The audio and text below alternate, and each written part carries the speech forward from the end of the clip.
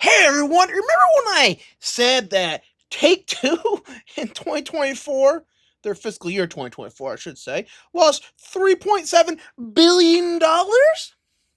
Hey, see right here from their financial report $3.744 billion. Oh, how did they do in 2025? You've all heard the news because everyone's talking about, oh, they removed all the ESG and DEI mentions from their fiscal report. Guys, it's a victory, guys. Okay, you know what? Everyone's talking about that, and that's worth talking about and celebrating. There's a more important thing everyone is just ignoring or just not noticing how poorly they've done. So we scroll down and just for Q4, they've lost $3,726,000,000. Oh yeah, you guys can't see me do the finger thing. I did the finger thing, Doctor Evil. Oh yeah, right. People don't get the Skynet reference, not get an Austin Powers reference. One of the most depressing things about getting old is realizing people don't get your movie references. It's kind of like straight depressing, man. Like for real. But it gets worse. Here's their fiscal year 2025. They lost $4,479,000,000 in 1 year. Now, combined together, that's 8,181,000,000.8. So 800,000. Yeah. If you guys wonder why these companies want to raise the price to $80, it's because they're nearing bankruptcy. Now, you know what's really funny about this, guys? Just truly hilarious, okay?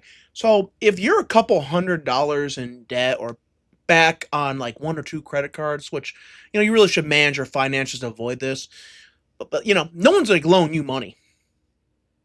But these companies can be $4.479 billion in the red, and they can still get loans.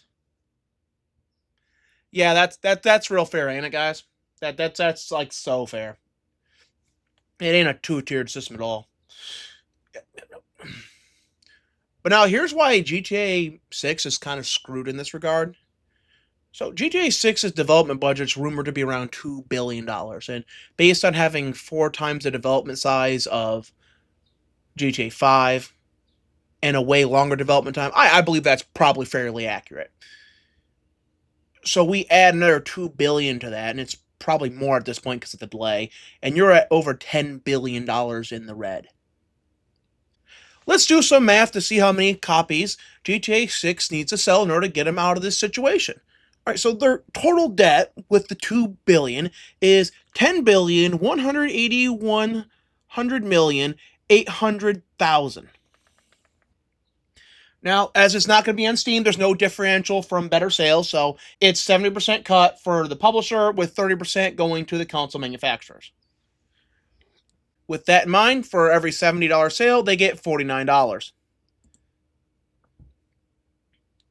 They need to sell 207,791,837 copies to break even, because you can't sell a fraction of a copy. That's always why it's always rounded up. Now, at $80, which they're going to try to push for, you can agree with it or disagree with it, they would get $56 out of every sale. With $56 per sale, they would need to sell 181,817,858 copies to break even. Take-Two is in a position where they are not economically sustainable.